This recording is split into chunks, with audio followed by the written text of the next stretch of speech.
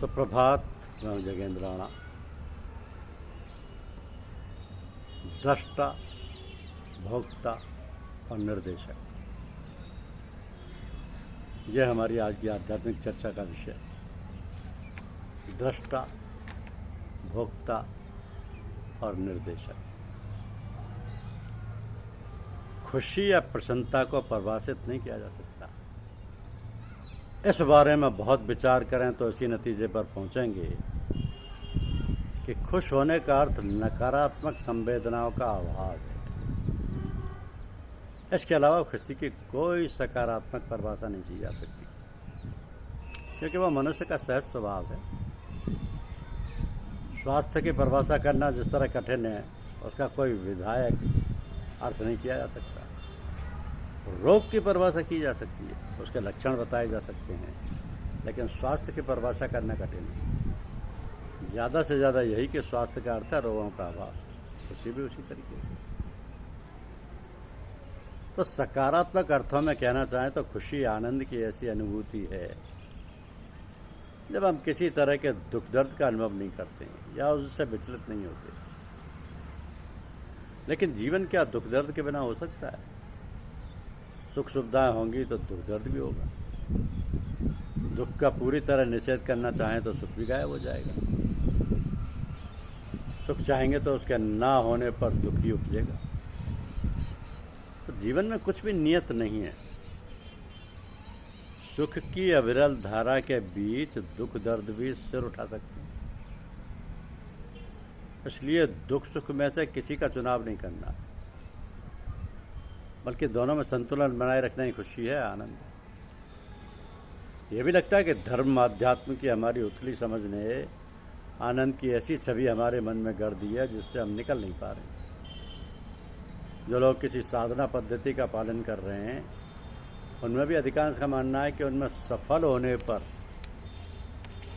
ही उन्हें आनंद की अनुभूति होती है। पारलौकिक अनुभूति भी हो सकती है, लेकिन कुछ मामलों में हम अजीब तरह के ख्याली पकाने लगते हैं, जैसे मरने के बाद स्वर्ग मिलेगा, मौत कभी आएगी ही नहीं, जवानी हमेशा बनी रहेगी, रोग बीमारी भी नहीं सताएंगे, सुख सुविधाओं का अंबार लगा रहेगा।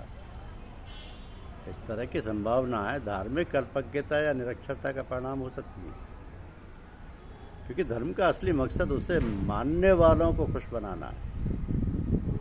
किंतु इस समझ की कमी ने मानव जीवन के हर संघर्ष और दुख के लिए आनंदपूर्ण दृढ़ जीवन तथा ईश्वर दर्शन की कामना, स्वार्थ में सुख संचय और अनात्म की भावना से जोड़ दिया। आध्यात्म हमारे लिए कभी सुख की खोज नहीं होना चाहिए। ऋषियों ने इसे एकांगी खोज भी माना है। उनकी शिक्षा और प्रेरणाओं को व्यापक संदर्भों में देखना चाहें तो आध्यात्म जीवन को क्षण प्रतिक्षण पूर्णता और व्यापकता में जीने का अनुशासन है। इसके लिए सजग प्रयास करना चाहिए। यह सहज संभव है। इसके लिए आसन लगाकर बैठने या कोई ध्यान या जप करने की जरूरत भी नहीं। ध्यान एक हद तक मददगार है, लेकिन वह तभी सार्थक है जब हम जीवन के प्रति सही और सकारात्मक दृष्टिकोण भी विकसित कर सकें। साक्षी भाव उसके लिए एक सही उपाय है। वास्तविकता में घट रही घटनाओं को साक्षी भाव से देखने पर हमारे मानस और काया को शांति मिलती है, भले ही श्रम साध्य और अरिष्टकर हो। इसे आनंद भी कह सकते हैं, और इसमें कोई हिलोर नहीं है। जीवन अनुभवों की सतत धारा है।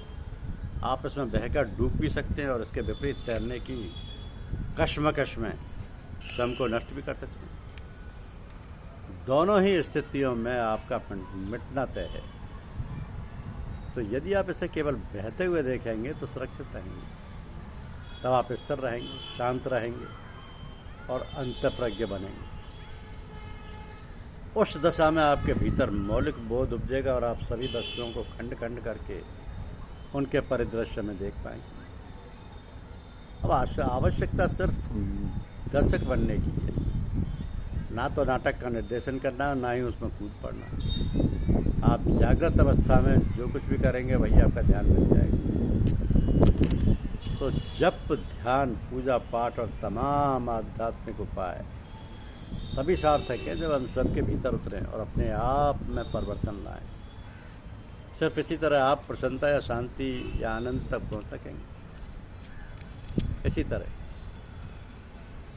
कि क्या आप सच में किसी व्यक्ति का अभिनंदन करते हैं या वो केवल एक औपचारिकता होती है? आजकल रोज़ाना हम लोगों का अभिनंदन करते हैं, आनंद बांटते हैं। ये सब एक बहुत औपचारिक स्तर पर रहकर करते हैं ना। जब कोई पानी का गिलास लाता है तब हम उसको कहते हैं आपका बहुत बहुत धन्यवाद। इसमें बहुत का कोई अर्थ नहीं होता। जब आप सहारा रेगिस्तान में हों और सच में बहुत प्यासे से हों और कोई आपको एक गिलास पानी दे दे तब आप कहें कि आपका बहुत बहुत धन्यवाद। हाँ, वो वास्तविक है, सार्थक है। ऐसे जीवन में जब हम हमेशा केवल ऊपर से सबसे व्यवहार करते हैं और जब उस गहराई की कमी होती है तब जीवन बहुत नीरस और बेकार सा लगने लगता है। हमें वास्तविकता, सच्चाई और एक वास्तविक दिल के रिश्ते को स्तर पर बढ़ाना चाहिए। दिल से दिल के रिश्ते के स्तर पर बढ़ना चाहिए। इसको आध्यात्मिकता कहते हैं। तो आध्यात्मिकता तब होती है जब आप अपने अस्तित्व से वास्तव रूप में जुड़ जाते हैं, वास्तविक रूप में। बचपन में हम सब ऐसा करते हैं। याद करिए, जब आप बच्चे थे तब सारा ब्रह्मांड, सारी धरती, सब कुछ इतना सजीव था। चांद बातें करता था, पेड़ पौधे बात करते थे, जानवर बात करते थे। तब आप में और सारे ब्रह्मांड में एक वास्तविक बातचीत होती। याद है कि आपने बच्चों को कार्टून में देखा, यहाँ तक कि पेड़ भी उनसे बातें करते हैं। उनकी एक अलग ही दुनिया होती है। अब सवाल ये कि क्या हम मासूमियत बनाए रखते हुए ज्ञान की ऊंचाइयों को छू सकते हैं? एक खाना ये कि छू सकते हैं। बुद्धिमत्ता और मासूमियत दोनों इस संसार की सबसे कीमती वस्तु। ऐसे लोग हैं जो समझदार हैं लेकिन कुटिल हैं, और मासूम लेकिन मूर्ख होना भी आसान है। लेकिन ज़रूरत उस ज्ञान की है जो मासूमियत को बरकरार रखते हुए बुद्धिमान बनाए। बताइए क्या इस बात से वाकई फर्क पड़ता है कि हम आज किस विषय पर बात करते हैं? आप जानते हैं कि हम अपने शब्दों से कहीं ज़्यादा अपनी उपस्थिति से बात करते हैं, है कि नहीं? क्या सच में इस बात से फर्क पड़ता है कि हम क्या बात करते हैं? शब्द केवल तरंगे मात्र हैं। अगर आप एक भौतिक शास्त्री के पास जाएंगे तो वो कहेगा कि संसार और कुछ नहीं, सिर्फ एक तरंग का खेल। हम सब और कुछ नहीं, सिर्फ तरंगे हैं। अगर आप अपने केंद्र से जुड़े हुए हैं तब ये तरंगे सकारात्मक हैं, और अगर आप अपने केंद्र से जुड़े हुए नहीं और कहीं अटक गए तब ये तरंगे नकारात्मक हो जाती हैं। तो हमें ऐसे युग में निवास कर रहे हैं जो भावी सृष्टि की प्रसव वेदना से व्याकुल है। इन असाधारण परिस्थितियों में ध्यान एक महत्वपूर्ण विकल्प के रूप में आता है, जिससे हम आंतरिक शांति प्राप्त करते हैं। आध्यात्मिक साधना के साथ ध्यान का बड़ा घनिष्ठ संबंध है। शायद ऐसा कोई भी साधन मार्ग नहीं होगा जिसमें ध्यान न किया जाता हो, परंतु साधना के लक्ष्य और उसकी पद्धति के अनुसार ये ध्यान भी अपना स्वरूप बदलता रहता है। कुछ आधारभूत बातें एक होने पर भी विभिन्न साधनाओं के ध्यान में पर्याप्त अंतर होता है। तब यह प्रश्न स्वाभाविक उठता है कि श्री अरविंद योग में ध्यान का क्या स्थान है, या ध्यान कैसे किया जाता है, या ध्यान का उपयोग क्या है, आदि आदि। तो ध्यान की भावना को अभिव्यक्त करने के लिए अंग्रेजी के 2 शब्दों का व्यवहार किया जाता है, मेडिटेशन और कंटेम्पलेशन। मनुष्य अपने मन को किसी एक ही विषय को स्पर्श करने वाली किसी एक ही विचारधारा पर एकाग्र करता है तो उसे मेडिटेशन कहते हैं। परंतु जब वह किसी एक ही विषय, मूर्ति, भावना आदि पर मन की दृष्टि लगा देता है, जिसमें एकाग्रता की शक्ति की सहायता से उसके मन में स्वभावतः ही उस विषय, मूर्ति या भावना का ज्ञान उदित हो जाता है, तो उसे कंटेम्पलेशन कहते हैं। अब ये दोनों चीज़ें ध्यान के 2 रूप हैं, क्योंकि ध्यान का मूल स्वरूप भी ही है मानसिक एकाग्रता।